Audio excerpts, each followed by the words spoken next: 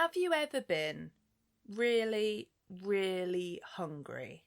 You're listening to Casting Lots, a survival cannibalism podcast. I'm Alex. I'm Carmella. And now let's tuck into the gruesome history of this ultimate taboo. Welcome to episode 6, where we're going to be talking about the Raft of the Medusa.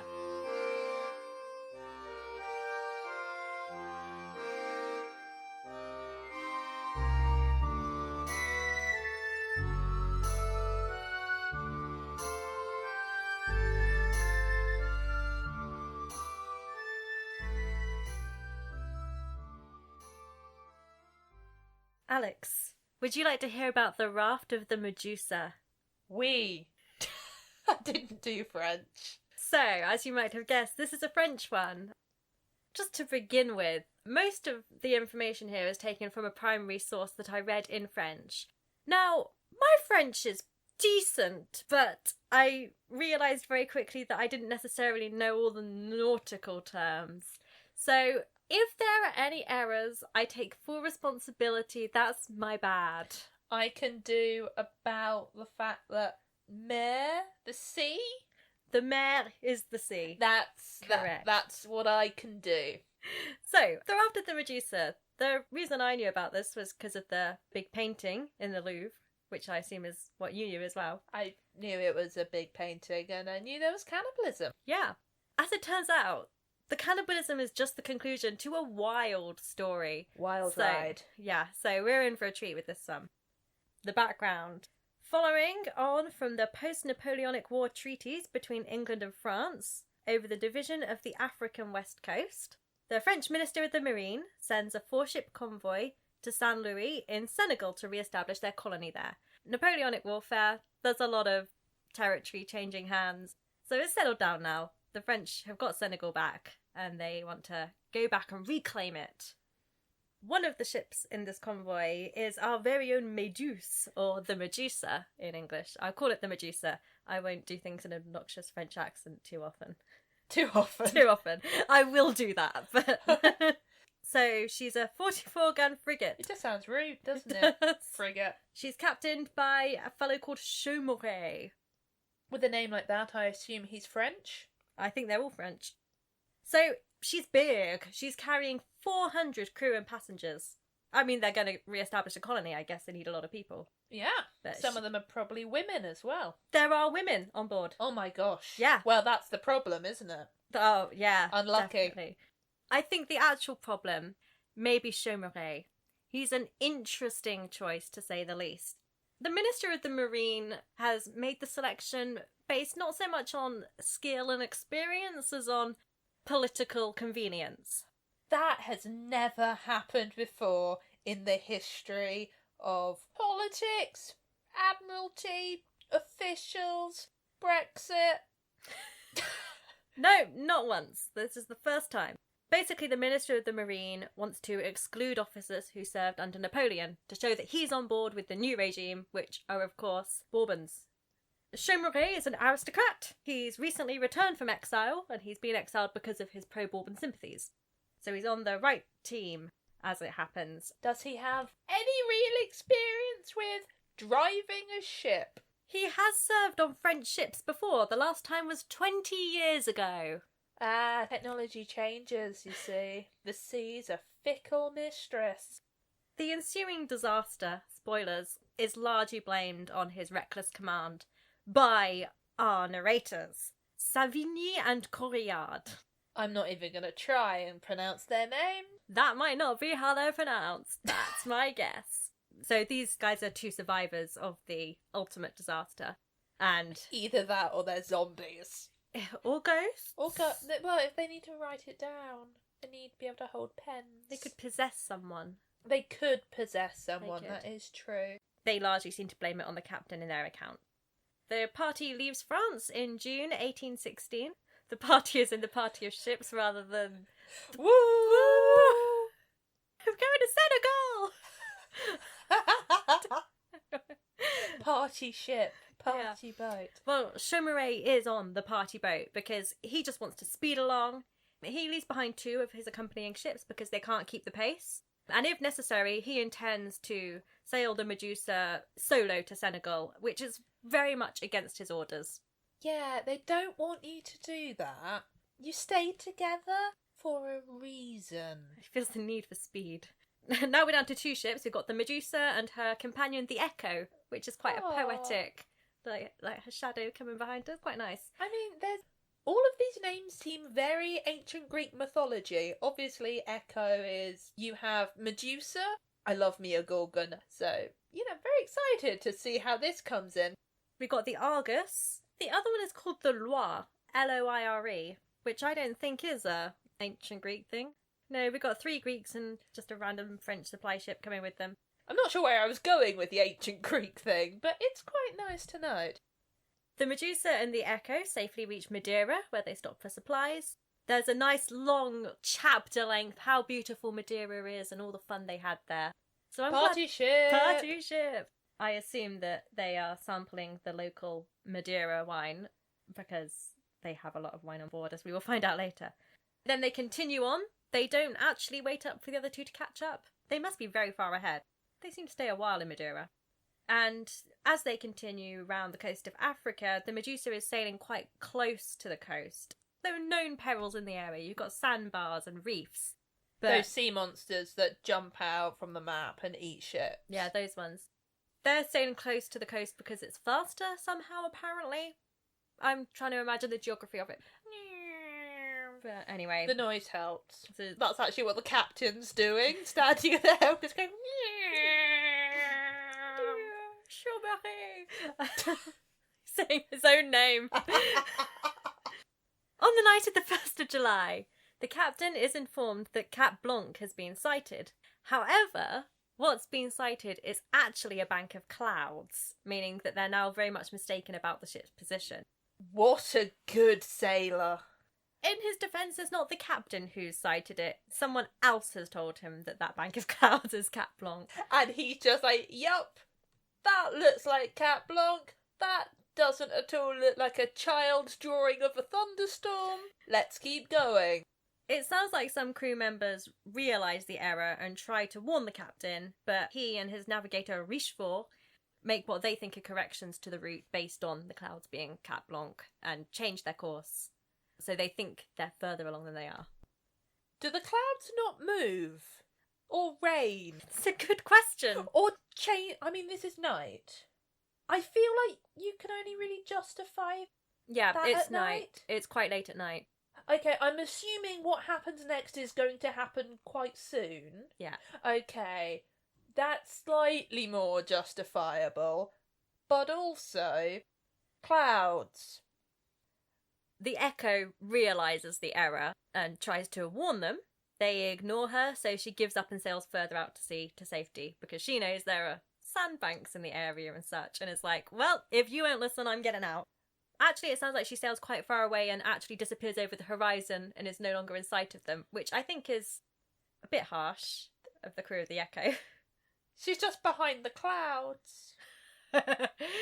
So on the 2nd of July, in the morning, the quartermaster and Okay, no excuse. If it's morning, they can see that those are clouds. the quartermaster and a few of the other men do begin to realise a mistake has been made and they're in very shallow water. Genius. However, the captain ignores their warnings, and it's only when a sounding of 18 fathoms is taken, that's quite shallow for a big ship, that the captain finally realises the error and orders the ship to be turned into the wind to sail away. But he's left it too late. And just past 3 p.m. that day, the ship gets stuck on the bank. Wow, wow, wow. Yeah, he saw that coming. It's almost like he was warned by many, many people. Even worse, this occurs during the spring high tide, which means the water is as high as it's ever going to be and is only going to go down as time proceeds. And ships are famously round. Ships famously need to be in the water to move. Already, the blame is being pointed quite rightly at the captain. One of the men says... Please do it in a French And then, accent. "See, Captain, where your stubbornness has driven us, I warned you." Of course, he says it in French. That's my translation. Various attempts are made to lighten the load of the ship, but none are successful. When I say attempts are made, I don't know whether they fully commit to it. So, for example, they don't throw a single cannon overboard. Huh. They got 44 cannons and they don't throw any of them overboard. Men like their toys. If you get rid of the cannons, what happens if you get attacked? You eat them! So they decide that they need a way to transport passengers and equipment safely to shore. They're assuming at this point that the Echo or one of their other friends is going to come rescue them. So they're not too worried about abandoning ship. But in case they do need to, they're making plans for that. They only have 6 small launches on the ship to evacuate people, which isn't going to work for 400 people. I know some things about lifeboats. Tell me. This is mostly from British maritime law and not from French, but you can assume they're mostly similar. Around this time, 16th up to around the 19th, 20th century, if you get into trouble at sea, you are dead. There's not a lot of point having lifeboats that can take everyone, because you're dead. Yeah. The stories that we talk about are happening. So lifeboats are really sort of there to get people to and from ship to another ship. Yeah. So you don't need large numbers because that's not what they're there for. They're not for a full-scale evacuation. Yeah. Because they do need to do a full-scale evacuation, though, they decided they're going to build a big raft as well, and they can use that to carry heavy equipment, or they can carry people if they do need to get everyone off all at once. So Would this be the Raft of the Medusa? This would be the Raft of the Medusa. Name drop. They construct it out of scavenged bits of the ship. They take down some of the masts to build it, rightly thinking that they're not going to get off the sandbank with the wind. So the raft is 66 by 23 feet. I can't really visualise that. How tall are you? Are you nearly 6 foot? 5'8.5", I think. So like a 10 or 11 of you. 10 of me. So for the listeners who can't see Alex, we'll have to imagine a person who is about that tall. That gives us a rough idea of if a person is that, if that's how tall a human person is, then that's how many human persons you could fit lying down on this raft. It's given me even less of an idea of how big the Raft of the Medusa is, to be perfectly honest. Well, it's designed to carry 100 people. Sorry, how many people are on the ship? 400, but they're hoping to fit the rest of them in the launches. How many launches are there? 6. It's not going to work. The maths does work out, very crowded. But they could have just made a bigger raft, and then it would have been less crowded. Or 2 rafts. Maybe they ran out of wood. They've got an entire ship. Yeah, but if you start deconstructing the ship around you, you've got to construct the raft pretty quickly. Okay, maybe there's a point to be made there. Like I said, they're not actually thinking about abandoning ship right now. However, in the early hours of the morning on the 5th of July, it starts to storm, and the frame gets damaged, and the ship starts to take on water faster than they can pump it out. So at daybreak, the decision is made to actually abandon ship. Just as a side note, I said 400 people, 17 men elect to remain aboard the Medusa. Either because they're too scared of the leaky crafts and they think that they'll sink because there are too many people on them, but also some of them are just too drunk to move. So everyone else is evacuated on the launches and the raft. The high-ranking officials, of course, take the boats. Of course. According to the maths of our narrators, Vigny and Corriard, they got plenty of space to stretch their legs. For example, the boat taken by the governor and family can fit 50 people and takes 35. See, this is the point I'm making. It's not going to work, is it? Not going to work if you're too selfish to let other people on your boat. When some extra sailors do try to climb aboard, they're even threatened away with blades. So it's not just a case of them thinking there's no space, it's they're actively keeping other people from joining them. And with the choppy seas and the high winds, the launch passengers don't want to risk the extra weight. And it's every person for themselves, not every man for himself, because there are women. Are there children?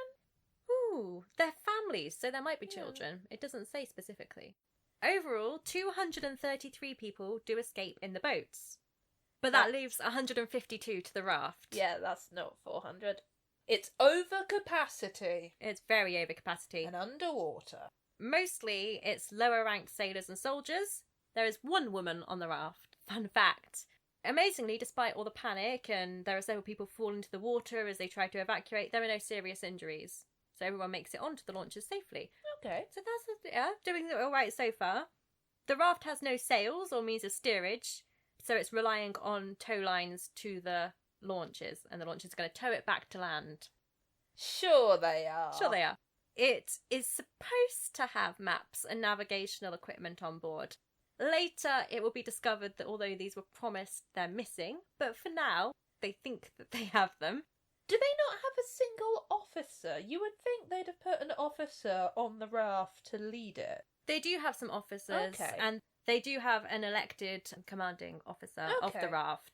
He has injured his leg and isn't in the best of shape, and his leadership declined significantly quite quickly. Yeah. But there is one there. And also, they have been promised by the guys on the launches that they're also commanding the raft. That's not how it works.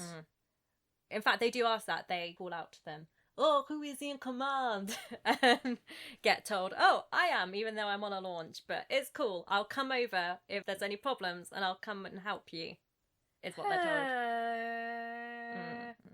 Also, because they've been preparing this raft for a while, ample provisions of biscuits, wine and water are put aside for the raft and launches. But in the panic to leave, most of them are forgotten and left on board the ship. Guys, that's an obvious thing. Yeah. The raft has some flour, 6 barrels of wine, and only 2 small containers of water. However, the flour has to be thrown overboard to make more room for the men. And as our narrators lament, they don't think to just tie the barrels of flour onto the side of the ship and get them back out the water later, so they just float away. Are our narrators on the raft? Yes, our narrators are on the raft. One guy does bring over a 25-pound bag of biscuits, as in ship's biscuits, not something exciting. I genuinely thought you were going to say that they brought a £25 cannon. I really thought you were going to put cannon. No, biscuits. It gets soaked as he does that and becomes a sort of nasty, salty mush. He keeps it just in case, which turns out to be a good idea, but it is a bit gross. Oh, I could picture it. Yeah, like this mulched up, salty, sort of paper mache type. Yeah, like a glue. Ugh. Like salt dough.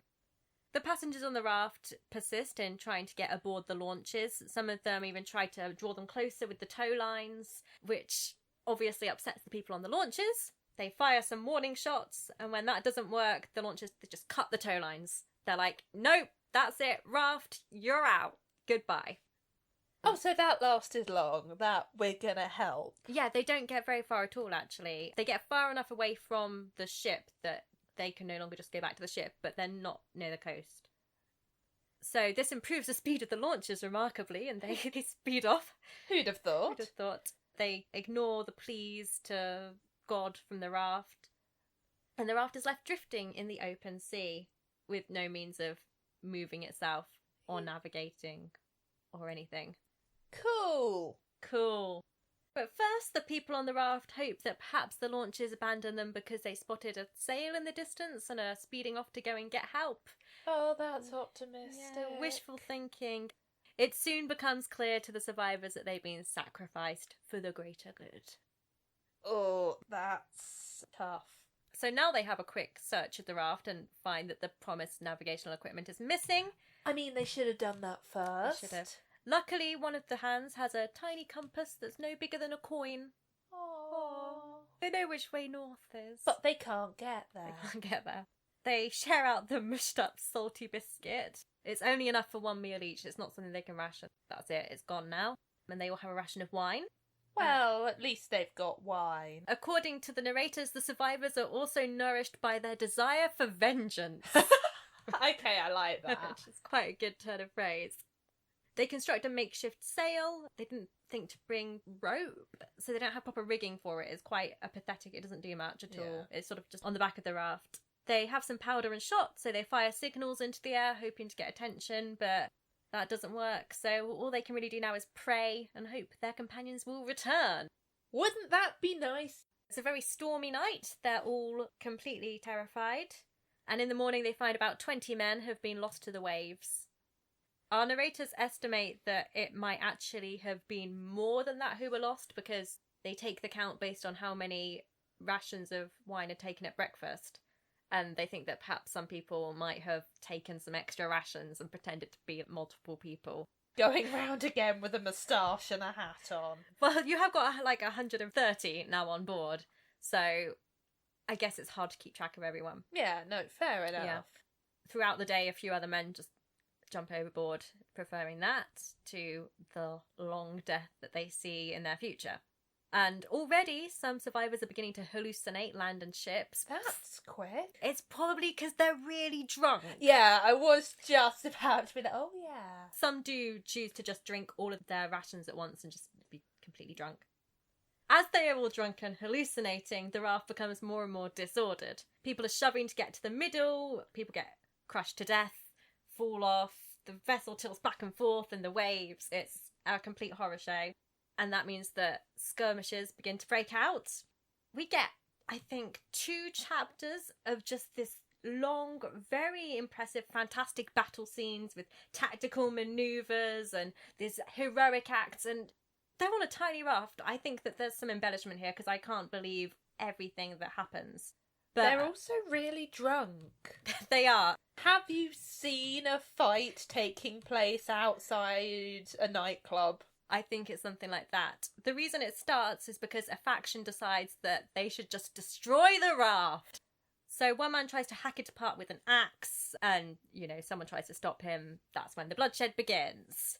Sorry, they've got an axe, but no one thought to check whether they had navigational equipment or food. Well, they thought they had food. No, they didn't. They forgot it. They did forget it. They had biscuits. So just imagine, if you will, this skirmishes. I won't go through all of the heroic acts and dastardly acts. Of course, our narrators are on the correct side, which is the side that doesn't want to sink the raft. I will, in this case, take their side. I'll say they are correct there. Multiple people go overboard. Some of them are fished back out and then thrown back again. Someone tries to take out an officer's eye with a penknife. The one woman goes overboard, but thankfully her pitiful womanly cries are heard and a brave man rescues her and her husband. Phew. Oh, I'm so glad. Yeah. Help me, I'm just a lady. I'm a poor lady in the water. Well, you see, the scene is actually so touching that it puts a brief end to the fighting, and the responsible soldiers fall to their knees and weep in penance for what they've done. Some embellishment here, I think. I think there might be something to say here about how women are being perceived. I'm not sure. It's not quite clear, but there might be a point to make here. You say women, woman. Well, yes. More than one. There's more than one woman in the entirety of France. That doesn't sound historically accurate, Alex. I think that you're just putting, modern notions of political correctness on history right now. Their penance doesn't last long, and soon the fighting starts up again. More and more men are starting to hallucinate. They see the officials who've abandoned them and want to go for them and kill them, but of course they're not actually there. They see bread and chicken. They see the Medusa sailing by, and as a direct quote, everything seemed to us infinitely more frightening. The next day, so day 3. Oh, God. Okay. Yeah. It's found that during the fighting, all the fresh water and most of the wine has been thrown overboard. Well, that wasn't the best, is it? Day 3! Day 3! We're down to 60 people and only 1 cask of wine between them. I mean, they weren't making the best decisions anyway. And I suppose you can see something with the people who want to destroy the raft turning into people destroying supplies. That is something that happens. People do have this sort of reaction where if I can't survive, no one can survive. But day 3. Yeah. Day 3. Is this day 3 after they've been cut loose, or is this day 3 after they leave the Medusa? Same thing. Oh, they don't even last a day before being cut loose? No. Okay. At this point, it's a bit uncertain between sources whether we're on day 3 or day 4 now, but by day 4, the survivors begin to eat the corpses of the dead. Again, that is quite early, but they're all very drunk. Well, that's what happens. I mean, I've had some wild nights. Granted, I've never been on a 4-day bender on a boat, but it's still not occurred to me straight away to go to cannibalism. I do suppose with the circumstance and the lack of order on the raft. And it doesn't sound like anyone's been murdered for food. No. Definitely like people have been murdered. There's been a lot of murder, but not for food. So that's fine then. Yeah. Not everyone's eating the dead just yet, but some of them are. And the ones who won't eat the dead is actually more of a culinary thing. They're like, oh, that does not look nice to eat. So Direct quote. Direct quote. What they do is they lay strips of flesh over the raft to salt it, because then it will be more palatable. And indeed, once it's salted and looks like just any other salt meat, they do eat it. Men also attempt to eat their sword harnesses and cartridge boxes. One sailor tries to eat excrement, but, to quote, he could not succeed. Oh. Yeah. On either the 4th day or the 5th day, so the day after they begin eating people, they're able to catch some fish, which they attempt to cook with a fire on a wooden raft full of soaking wet wood. And somehow they manage. The other alternative would be they burn the raft down around them. Yeah. So I'm going to give them this. They need something. So they have a nice meal of some cooked fish. And probably cooked people as well. Probably. There's yet more bloodshed that night, which reduces their number to 30. Are they just bored? Well, I will tell you what happens that night. There is some suspicious circumstances where what totally absolutely happens is a coalition of the Spanish, Italian and Black African survivors totally start plotting to throw the Frenchmen overboard, so have to be thrown overboard themselves by the Frenchmen. Definitely they started it, absolutely. Nothing suspicious there. Nothing at all. Sorry, can I just check something? What's the nationality of our narrators? They're French. Ah! Yes. Carrying on a bit, they've got some fish to eat for a little bit, they've got some bodies. By day 8, the fittest decide to throw the injured overboard so that their remaining rations of wine and fish will last a little longer. They could just eat them! Ah, well, they got plenty to eat. No, they don't! They've killed like 120 people. There's probably corpses bobbing all around the water. Oh yeah, they're not really moving, are No, they? they're fine. So, one of the people who's jettisoned is the sole woman. That leaves just 15 on the raft. We have lost 9 out of 10 of our survivors. It's very Lord of the Flies, isn't it? Band together and maybe more of you could survive. Yeah. And instead we get these drunk infighting and strange factions. People are just the worst, aren't they? And the thing is, this really does contrast with some of our other stories, where there's, like, humanity and decisions. Like Uruguay. You like Uruguay. But, yeah, it just seems to be the fact that they're all pissed. And can we remember that this is an account written by 2 survivors of the raft who want to make themselves look good?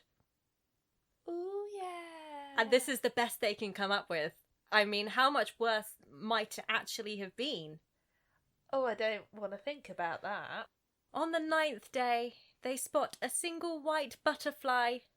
For some, that is a sign from God that they are soon to be delivered, and for others, it's a sign that at least they're getting close to land. That does make sense. I can say in both directions. It's also a sign that they're having a joint hallucination, perhaps. Maybe. Also, sorry, how have our 2 narrators managed to survive? They're Of French. the 15.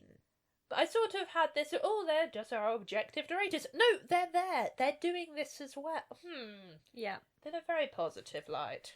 So on day 13 or the 17th of July, they're rescued by the Argus, which is one of the ships that was sailing with them to begin with. It's actually a mistake. The Argus weren't looking.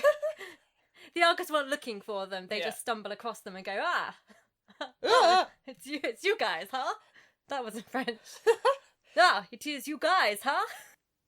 So all 15 make it on board, although only 10 survive in the long term. So, well, technically none of them survive in the long term. No, surprisingly. They're all dead now. Yeah, it is like that.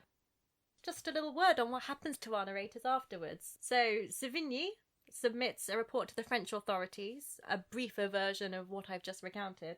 and it gets leaked to the anti-Bourbon press. Ooh, that's a good one. Yeah, so it becomes a real Napoleon is great, the king is awful kind of thing. I mean, technically, not really the king or Napoleon's fault, but I'll give a good PR stunt that it does work. Yeah, it was all planned, this PR stunt. Yeah, it becomes a national scandal. Everyone's very quick to point fingers, avoid taking any blame. Chaumouret, our captain, is court-martialed, but Good! he receives a very lenient sentence of about 3 years, so he could be put to death for this, but he's not. Does cover-up maybe come into it? Could be. Do all 6 of the launches make it back to safety? Yeah, they're all fine. And there's like, oh, I thought they were right behind us. Yeah, pretty much. So the narrative that I have been using as a primary source is published shortly after. It becomes a bestseller, multiple reprintings, different languages. And yet you could only find it in French. Yes. I don't think it's been reprinted recently. And inspired by their account, the artist Géricault, he created the famous painting that is the reason that we still remember the story today. The Raft of the Medusa. Very dramatic. Yes, we'll put a link in the show notes in case you want to have a look at the painting. Wasn't that the painting where, in order to accurately depict what happened, he was just, like, hanging out with dead bodies? Was it? Yeah, I think he borrowed some executed criminals to see how they were dead, and I think he visited various asylums to look at how people racked by torment looked. To be fair, a lot of artists hang out with dead bodies and stuff. That's a common thing in art history. I mean, yes. Yeah. Why do life drawing when you can do death drawing? But don't get your hopes up about the painting, because he's actually pretty coy about the cannibalism. It's not vivid in the painting. It's implied if you know what to look for. Yeah, like the one weeping over the corpse, but maybe he's having a nibble. So thank you, that's the story of the Raft of the Medusa, which I would say the cannibalism is possibly the least wild part of what happens to them there. 3 days. Yeah. 3 days. How long have we been doing these recording sessions now?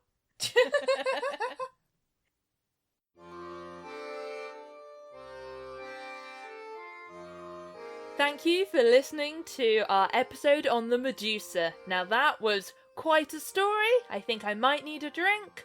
I might avoid wine.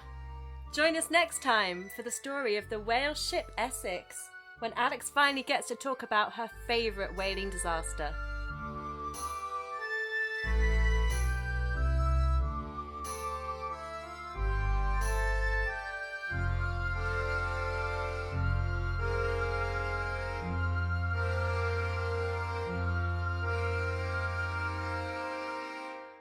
All the fresh water and most of the wine has been thrown overboard.